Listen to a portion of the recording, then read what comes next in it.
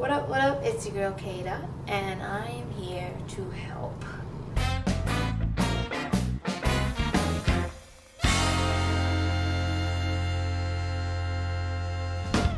So, since we're all super experts at the Iliad, I thought we'd cover today the Odyssey, which is kind of like the Iliad Part 2. It's like dynamic duo, its younger brother. It's also written by Homer, which we've discussed. Maybe one person, maybe a million people, we may never know. But it's important to note the Odyssey, although it kind of is a continuation of the Iliad, is a little different. The Iliad was all about war and bloodshed and look how big my muscles are. The Odyssey is about coming home and about that trek. But now that we get the gist of things, let's actually get into the book. If you're really pressed for time, let me tell you some real basic summary points that you could spit out just in case she's checking to know if you know what you may know and may not know about this book. The Odyssey is about a man named Odysseus, hence the name Odyssey, who served on the Greek side of the Greek-Trojan battle. He's cunning, he's smart, he's apparently attractive, and he's trying to get home.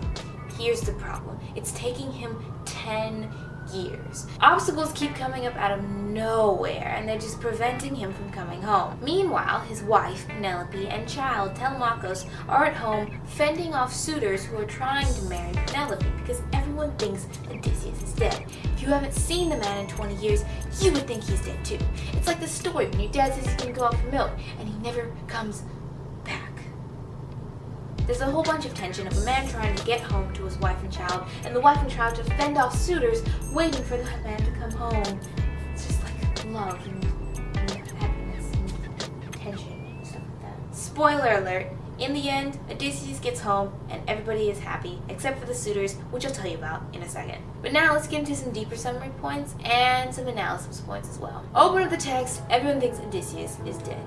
It's been almost 20 years. Nobody knows if he died during the war or if on the way home. They're just very certain that he's most likely, probably, maybe 100% dead. Homer, straight off the bat, knocks out that idea for readers, and he tells you Odysseus is not dead. He is stranded on an island with a sea goddess, Calypso, and he is her sex slave.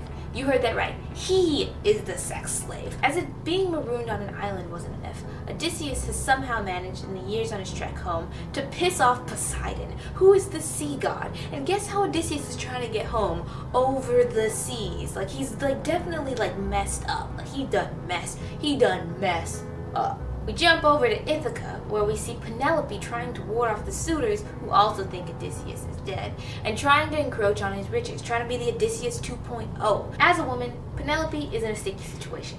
Yes, she is the queen of Ithaca. Yes, she is smart and cunning as Odysseus, her husband. But if Odysseus is dead, she has to marry one of those suitors. She hopes that Odysseus is alive, but it's been almost 20 years. Is he alive? Is he coming back? You don't even know. We don't even know. But y'all don't know Penelope. Penelope, straight up loyal, 110%. Side note, if you gonna marry somebody, marry a Penelope, because she gonna straight up stay loyal. She starts coming up with tricks to trick the suitors into delaying. At one point, she says, okay, I'll marry one of y'all as soon as I finish this divine tapestry, which she sews in the day, and then unsews at night. She kept going like that until one of the maids ratted her out, and she don't know about snitches. So Penelope is in a sticky situation. And it's not like 1 or 2 suitors, 5 or 6 suitors, 10 or 11 suitors. It's 100+ suitors knocking at the door, trying to get into her wedding bed, if you know what I mean. There's also Telemachus, who was born, I'm pretty sure, just as Odysseus was leaving, because he's early young adult, 20, 21, maybe 18. And he's kind of in the moody stages. Nobody understands him. Everybody thinks my father's dead. So we're just going to deal with that. It's another theme that may be important to talk about. Of the son trying to be like the father. Of the boy trying to be a man. Blah, blah, blah. At this point, things are looking pretty bleak for the Odysseus household. But we're only about 20 pages in. So you're wondering, what is the next million pages going to even be about? Let me tell you. Odysseus, with all his charm and attractiveness and cunningness and intelligence, has always attracted the favor of a similar goddess with charm and attractiveness and intelligence and strength. and that is Athena. Now, Athena is the goddess of wisdom, and therefore she cherishes Odysseus' wisdom. She sees this all going down, and she says, you know what? I'm gonna help. So she flies from the skies on the back of angels' wings, some other poetic things. She disguises herself as some other person, because when you show up as a goddess, people get a little weird. She goes to Telemachus and tells him to venture forth and figure out what the heck is going on with his dad. You know, just figure it out. And he's like, oh, okay. And so he goes off to Pylos, where King Nestor lives. King Nestor tells Telemachus to go off to Sparta to meet with King Menelaus. Now, two things should be ringing in your head when I say that sentence. The first is, this is Sparta! The second is King Menelaus, which should ring a bell because King Menelaus is the same King Menelaus who was the husband of the Helen of Troy, when Paris swooped in and swept her off to Troy, only to have Troy go down in a blazing thing of flames, and everybody died. But what about Helen? This is where you find out that after 10 years of bloodshed, war, and suffering, and murder, and death, Helen is back with her husband King Menelaus, and when they ask her, oh Helen, why did you go off with Paris? She said, oh, it was Aphrodite.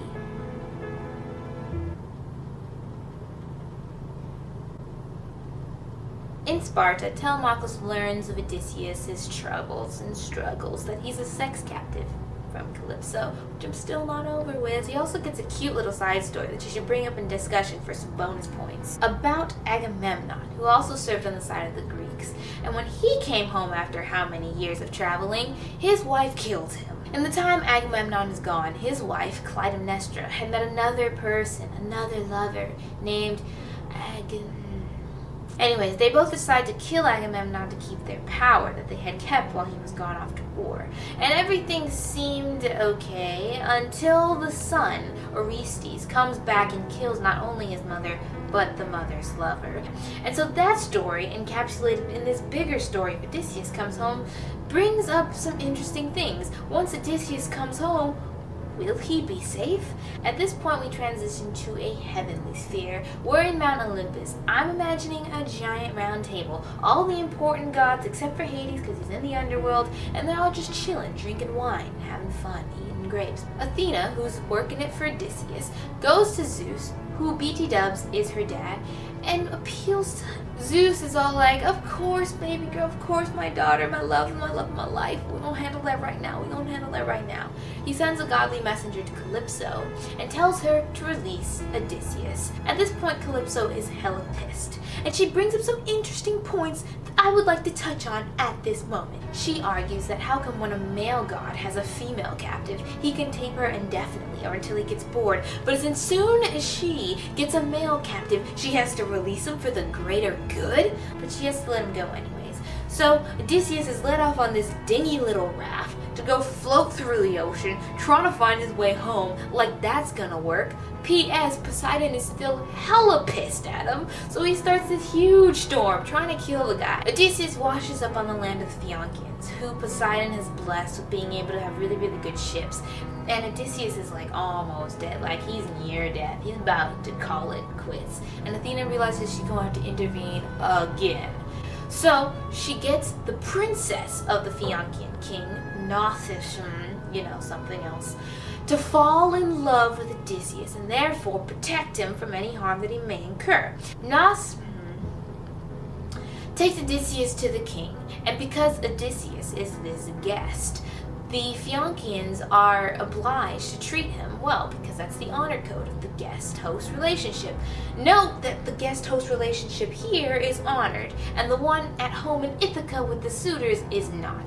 Some nice parallels, points of analysis in case you gotta write an essay or something. Here, the Phaeacians, while they're treating Odysseus to wine and bread and all the good things in life, ask him, dude, where you been all this time? And Odysseus says, sit down, everybody, I will tell you the story. And here we go back to the beginning, to the end of the Trojan War, and this is what happens. Odysseus states that right after the fall of Troy, they had just killed all these people, they got the adrenaline pumping through their veins, they go to neighboring cities and towns and rape and plunder everything. They don't say the rape part, but you know if they're plundering, they're most likely raping. I'm just gonna say it. Now this whole rape plunder session kind of ticked off the gods, and so they vowed that they were gonna make it hard for everyone to get home. And that's what happened. With that in mind, Odysseus talks about all the other places that they go, and I'm going to put in a nice list format right here so that you can click them and write notes if you want to, or you could just listen to my voice, it really doesn't matter. First up is the Lotus Eaters. When Odysseus and his men come to this land, the people offer them this lotus flower. Now, the men who ate the lotus flower suddenly forgot their homes, their families, anything about their lives, and all they wanted to do was eat the lotus flower. So what I'm getting from this is that the lotus flower was the drug that every parent warned you not to take. Odysseus had to make the leadership decision. He's like, you know what, I will get you guys home. And so he has to take the men who ate the lotus flower by force back to the ship, and they left the Lotus Eaters. Number 2, the land of Cyclopses. Odysseus and the men come to this newfound land, and while exploring come to this cave with all this really, really nice stuff. I'm talking food and riches and sheep, all these things. Odysseus says, hey, we're the guests. We're entitled to this stuff. And he starts eating the Cyclopses' food, which is a really stupid idea. Then the Cyclops who owns the place comes in, sees a bunch of humans in his place eating his stuff, and he gets a little angry. He seals the cave so that none of the humans can get out. And then he just starts going feast mode on all these human beings. And after he'd eaten like maybe, I don't know, 20, 10, 15, like I don't have no idea about numbers, he falls asleep. At this point, Odysseus is now not only scared but hella pissed, and so he sharpens this like twig on the flames and then jams it in the eye of Polyphemus. The eye, because you know Polyphemus is single eye. Now Polyphemus is hella blind. And he's raging about trying to find the guys, and he can't because he's blind, because he got blinded. And he's probably like Splinter times a million, you know, and there's probably blood and guts. It's probably just, you know, really gross. Polyphemus yells at Odysseus to identify himself. And Odysseus, very cleverly, says his name is Nobody. Polyphemus is yelling, screaming, thrashing about, and it gets the attention of the other Cyclopses, who come to his rock door and say, Polyphemus, you know what's going on? Is something wrong? And Polyphemus yells, nobody is hurting me. And they're like, okay. And he's like, no, nobody is hurting me. And they're like, okay, Polyphemus, fine, we get it, we'll leave. The next day, Polyphemus has to let his sheep out because the sheep need to graze on the grass. And so all of the humans decide to hide under the bellies of the sheep. I don't know how this worked, but it worked. And they were able to escape back to the ships. Now Odysseus and his men are back at the ship, and Polyphemus is probably on the coast stomping his hands and blah blah blah blah blah blah. And Odysseus here just starts acting stupid. He says, Polyphemus, you thought my name was Nobody, but my name is actually Odysseus. And Polyphemus says, okay. Then he like turns around and goes to Daddy, and here's where we learn something pretty interesting. It turns out all the Cyclopses ever in the world have one dad, and that person is Poseidon. So now we know how Odysseus managed to piss off Poseidon. Reveal. Number 3, the land of the winds. Odysseus and men are continuing on, and they come across the island Aiolos, which I'm just going to call the land of the winds because Aiolos is hard to say. It has too many vowels. On the land of the winds lived the god of the winds, Aiolos, which again has too many vowels, who decided to help out Odysseus by giving him a bag of winds, kind of like SpongeBob if you ever saw that episode. Odysseus ties it up, throws it on the ship, and they head out. What he doesn't do is tell the rest of the men what's in the bag. The men, who are weary from travel and now think Odysseus is hiding something from them, immediately jumped at his gold, and so they decide to open up the bag, which was stupid. The wind not only knocks half them off the ship and kills them, but also jetpacks the ship to the island of Circe. Number 4, the island of Circe.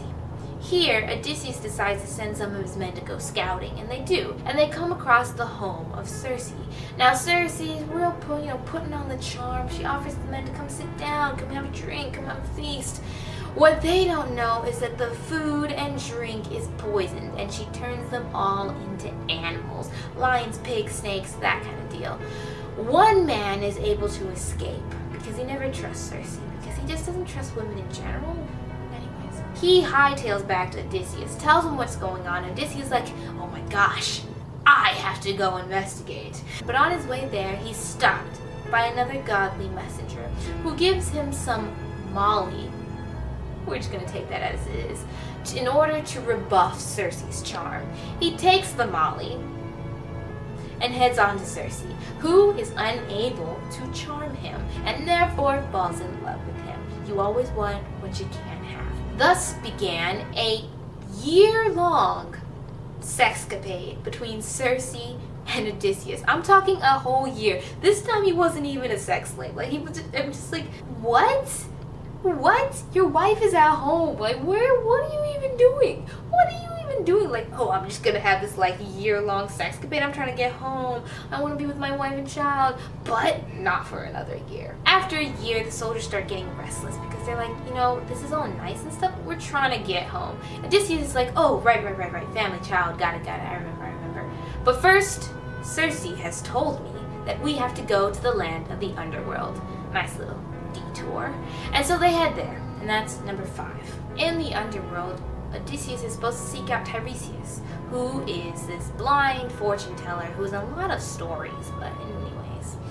He tells Odysseus that he's going to get home eventually, but he's going to have a lot of struggles, which we already knew. But Odysseus needed to know it, as if he couldn't think of that already. Odysseus also talks to a lot of his fallen soldiers, Achilles and Agamemnon. Achilles is pissed because he's like, you know what? Given the choice between glory and fame and a short life and a long life and no glory and fame, I probably should have chose the latter. Agamemnon's hella pissed because his wife killed him. He's decrying women as a species and yada yada yada, we're cunning, we're evil, blah blah blah blah blah. Odysseus also meets his mom, which is a heartfelt moment. She died from grief from waiting for so long for him. And that kind of pulls at your heartstrings. And then Odysseus heads back to Circe's place for directions, of course. Circe tells him how to get home. Circe also lists some challenges that Odysseus is going to have to go through and ways to counteract those challenges so that he doesn't wind up dead. Then Odysseus goes through number 6, which is a series of challenges on the sea that wind up killing a lot of his men, but because Circe advised Odysseus specifically how to survive them, he lives through every single one. The first one is the Sirens, yes, the beautiful people with the lovely singing voices who will lure you into the ocean and then drag you under. I'm thinking Sinbad, if you ever saw that movie. Circe has specifically told Odysseus to wrap himself against the mast so that he alone can hear the lovely singing of the sirens. Meanwhile, all the other guys have to put wax in the ear so they don't hear anything, which is nice for Odysseus, that he gets the best of both worlds, being able to hear the lovely singing but not be dragged to his watery death. Next are the 2 horrible monsters, Scylla and Charybdis. I want to point out right now that all the villains we're encountering are women, and we're just gonna let that go. Scylla has 6 heads, and therefore she eats 6 people. That's just a thing that happens. Charybdis sucks up all the water and then vomits it back out. It's like very violent, and they barely survive that. And they're washed up on shore of this island of the god Helios. And Circe told Odysseus, do not eat Helios's cattle. She said it maybe 50 times, maybe 100 times, but they're hungry, and they've been hungry for a very, very long time, so what do? They eat the cattle. So Helios is hella pissed. On the next quest, out into the ocean, he strikes and kills everyone. Everyone except Odysseus, but everyone. Floating on driftwood, he is saved by a sea goddess named Calypso, and that's where we, wind up where we were in the beginning. Full circle. The Phaeacians are so moved that they're like, you know what?